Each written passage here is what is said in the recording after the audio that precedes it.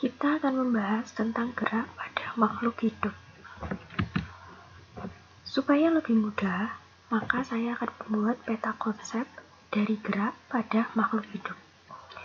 Gerak pada makhluk hidup itu dibedakan menjadi gerak pada tumbuhan, gerak pada hewan, dan gerak pada manusia. Gerak pada tumbuhan meliputi gerak higroskopis, gerak endonom, gerak esionom. Gerak pada hewan dibedakan berdasarkan habitat dari tempat hidup hewan tersebut, yang meliputi air, udara, dan darat. Sementara gerak pada manusia merupakan sistem gerak pada manusia yang merupakan aktivitas keseharian yang dilakukan oleh manusia. Daftar isi pada slide PPT saya kali ini, yang pertama meliputi konsep gerak pada tumbuhan, hewan, dan manusia, dan yang kedua yang akan kita bahas adalah gerak pada tumbuhan. Konsep gerak pada tumbuhan, hewan, dan manusia. Lihat gambarnya. What do you think about the picture? Ya, itu adalah gambar dari tanaman putri malu. Saat jari kita menyentuhnya, maka daun putri malu akan menguncup. Jadi, apa kesimpulannya? Kita lanjut ke slide selanjutnya. Gerak pada makhluk hidup. Bergerak termasuk salah satu ciri yang dimiliki makhluk hidup. Kita sudah pernah bahas ini di kelas 7 pada pertemuan semester 1 tentang ciri-ciri makhluk hidup. Salah satu ciri makhluk hidup adalah bergerak. Manusia dan hewan memiliki pola gerak yang hampir sama. Gerak pada manusia dan hewan dapat berupa aktivitas yang menyebabkan perubahan posisi pada sebagian tubuh atau perubahan posisi tubuh yang berpindah tempat. Gerak berpindah tempat yang melibatkan semua bagian tubuh dikenal dengan istilah lokomosi.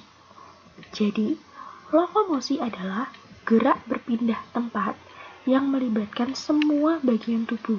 Jadi kaki, tangan, badan itu semua ikut berpindah. Setelah ini, saya akan mengupas tentang gerak pada tumbuhan yang tadi sudah dibagi menjadi 3, higroskopis, endonom, dan esionom.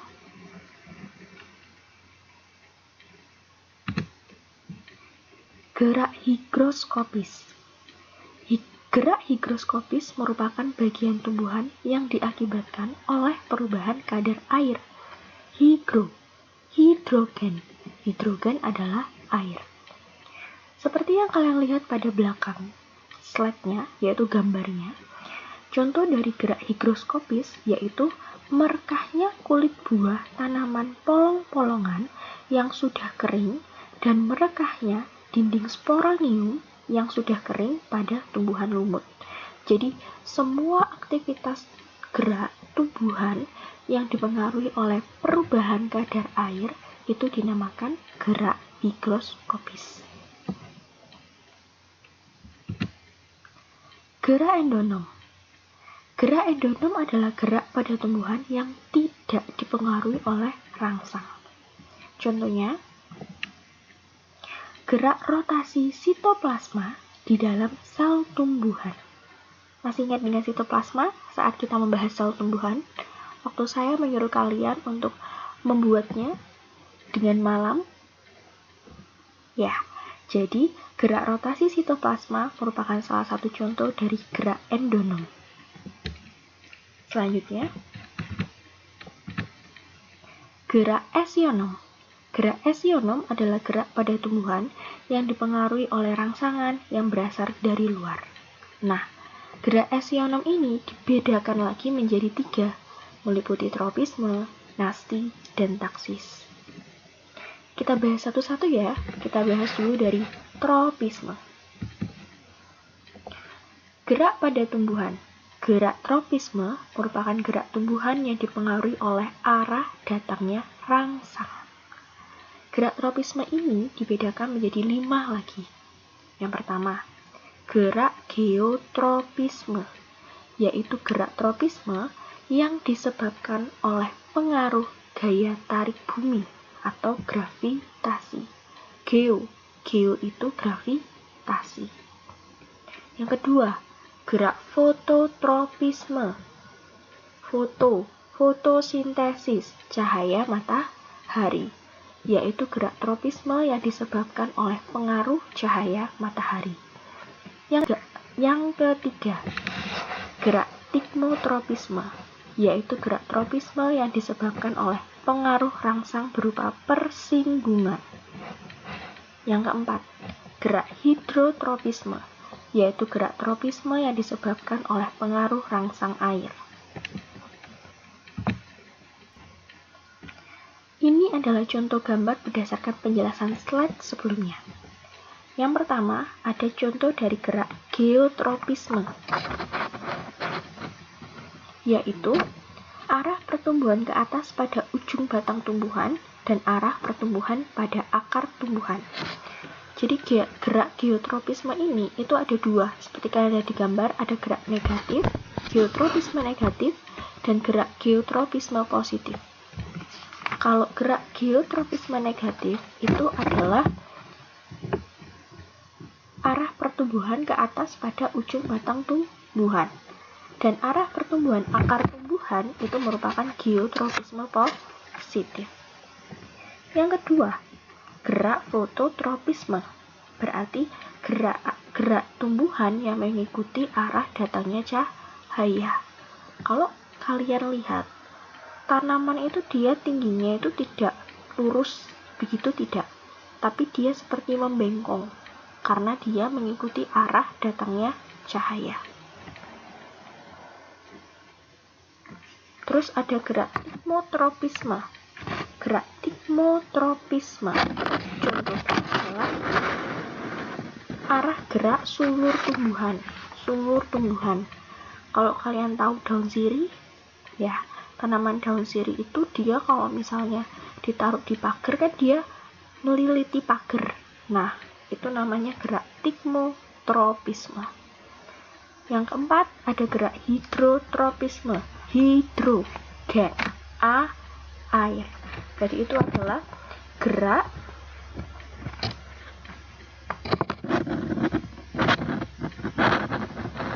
akar tumbuhan ke arah sumber air yang umumnya menunjukkan jenis gerakan hidrotropisme. Yang kelima, ada yang namanya gerak kemotropisme. Gerak kemotropisme adalah gerak tumbuhan yang dipengaruhi oleh rangsangan berupa zat kimia. Kemo, bukan kemoterapi ya, tapi kemotropisme, berarti ada pengaruh zat kimia. Contohnya pada apa, Bu? Contohnya pada gerakan generatif dan vegetatif tumbuhan menuju kantong lembaga saat penyerbukan. Jadi bisa kalian lihat di gambar, itu adalah proses penyerbukan dari tumbuhan.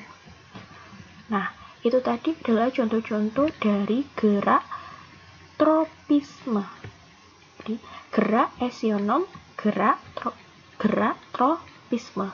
Dibagi atas 5, fototropisme, kemotropisme, hidrotropisme, tikmotropisme, dan geotropisme. Selanjutnya, kita akan bahas tentang nasti. Apa ya nasti itu? Gerak nasti merupakan gerak tumbuhan yang tidak dipengaruhi oleh arah datangnya rangsang. Berarti gerak nasti ini kebalikan dari gerak tropisme. Kalau tropisme dipengaruhi oleh rangsang, kalau nasti tidak dipengaruhi oleh rangsang. Nah, gerak nasti ini juga terbagi atas 5. Yang pertama, gerak niktinasi, yaitu gerak nasti berupa rangsangan lingkungan sore hari dan malam hari. Yang kedua, gerak seismonasti, gerak nasti akibat rangsangan sentuhan. Yang ketiga, gerak fotonasti, yaitu gerak nasti yang akibat rangsangan cahaya. Yang keempat, gerak termonasti, yaitu gerak nasti akibat rangsangan suhu. ini adalah gambar dari contoh gerak nasti. Yang pertama itu bisa kalian lihat ada gambar daun putri malu, ya. Itu adalah peristiwa contoh dari peristiwa gerak seismonasti. Nah, terus yang kedua itu adalah contoh dari niktinasi. Jadi tanaman itu dia tidur pada waktu malam hari. Itu tanaman niktinasti. Lihat kan dia nguncup ya waktu gelap. Jadi itu tandanya dia tidur. Tanaman juga bisa tidur seperti kita. Itu namanya adalah gerak niktinasti. Biasanya terjadi pada tanaman kacang-kacangan yaitu Papilionaceae.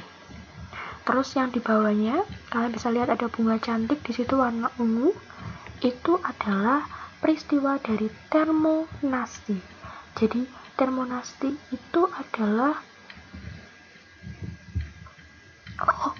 maaf, itu bukan termonasti, tapi yang berwarna ungu itu adalah fotonasti.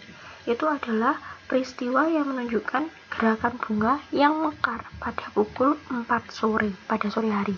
Itu namanya bunga Mirabilis jalapa. Jadi bunga Mirabilis jalapa atau bunga 4 sore adalah bunga yang mekar pada pukul 4 sore di sore hari. Terus yang terakhir, yang warna pink merah muda, itu adalah contoh dari termonasti. Itu tanaman tulip ya nak ya.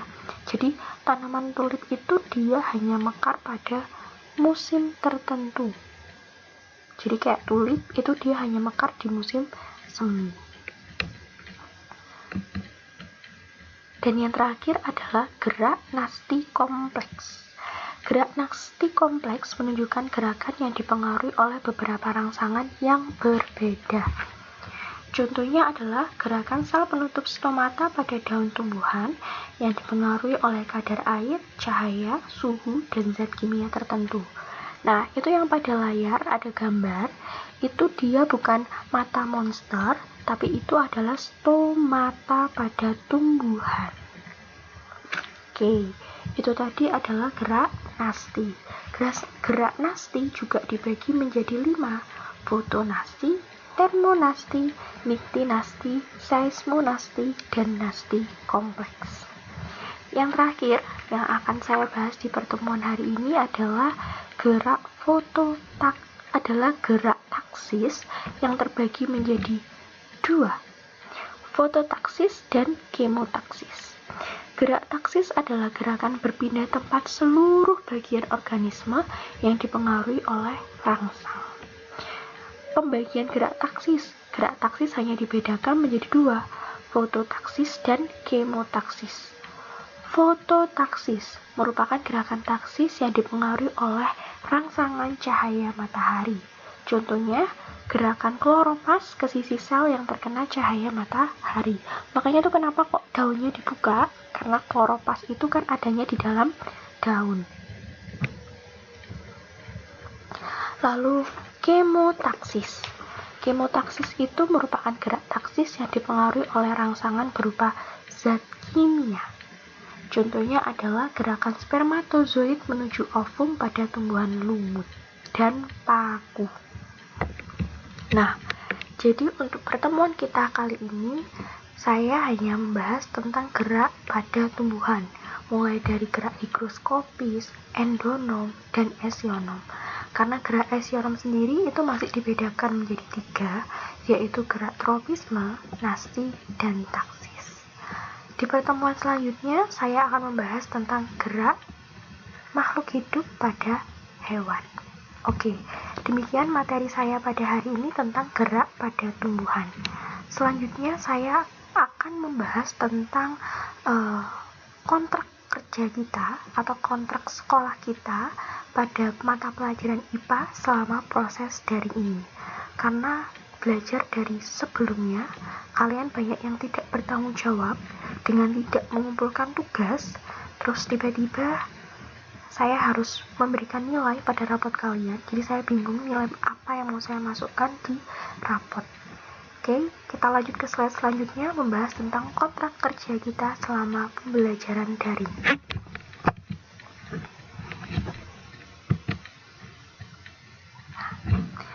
Kalian kemarin sudah mengambil LKS ke sekolahan. LKS adalah referensi yang bisa kalian gunakan. Jadi, setelah saya menyampaikan video pembelajaran ini, kalian akan mendapatkan 5 soal yang harus kalian kerjakan dalam waktu 2 jam. Dan kalian akan mengupload serta mendapatkan soal itu lewat aplikasi Google Classroom. Saya sudah membagikan kode Google Classroom untuk kalian. Jadi saya akan upload di sana soal yang harus kalian kerjakan dan selesaikan dalam waktu 2 jam. Oke. Google Classroom adalah aplikasi yang digunakan. Akan ada soal yang harus kalian kerjakan. Dan kirimkan bukti foto selfie menonton video pembelajaran. Itu juga kalian upload di Google Classroom di bawah penguploadan tugas kalian. Di bawahnya kalian menyerahkan foto selfie saat menonton video pembelajaran dengan mengenakan seragam. Oke, dengan mengenakan seragam. Peraturan pembelajaran IPA di tengah pandemi. Jadi, selama new normal materi IPA hanya akan kalian dapatkan setiap 1 minggu sekali. Ayo, seneng kan? Cuma dapat IPA seminggu sekali, yaitu pada hari Senin pukul 8 sampai 10 pagi.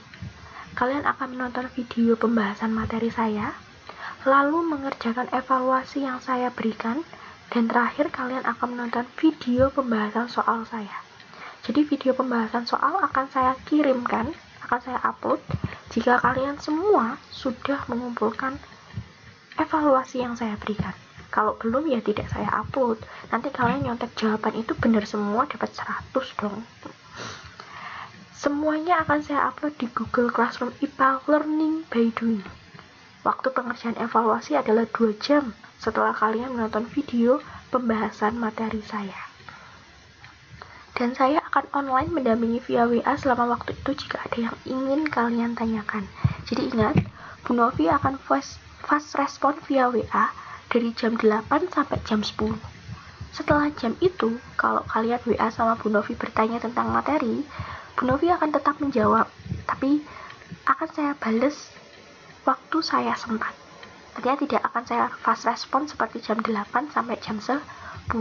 Dari jam 8 sampai jam 10, Bu Novi akan fast respon untuk menjawab semua pertanyaan yang ingin kalian tanyakan.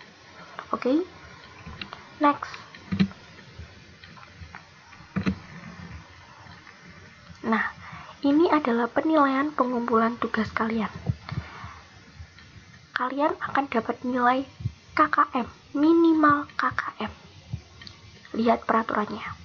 Nilai 100, artinya kalian dapat nilai A, jika kalian mengumpulkan lebih awal sebelum jam 10, dengan catatan jawaban kalian itu benar semua. Benar semua ya, baru dapat 100. Nilai 90, tetap A, jika kalian mengumpulkan lebih awal dan memiliki kesalahan 1 atau 2. Jadi dari 5 soal, kalian salah 1 atau 2, itu kalian akan dapat nilai 90. Nilai 80, B, jika kalian mengumpulkan tepat waktu dan semua jawaban benar. Nilai 70, jika kalian mengumpulkan tepat waktu dan jawaban memiliki kesalahan 1 atau 2. Jadi ingat, kumpulkan tugas kalian secepatnya dan pastikan jawaban kalian benar. Oke, ini materi untuk hari ini. Ya, jangan lupa dibaca LKS-nya, belajar walaupun di rumah, walaupun pandemi. Jangan hanya main game, tetap harus belajar membaca terutama, supaya kalian nggak semakin lemot pikirannya. Karena materi kelas 8 ini nanti juga akan banyak materi fisikanya, materi menghitungnya. Jadi saya harap kalian bisa semaksimal mungkin menonton video pembahasan materi saya, mengerjakan soal sebaik mungkin, dan juga menonton video pembahasan soal dengan baik, supaya kalian tahu salahnya di mana dan apa yang harus kalian perbaiki.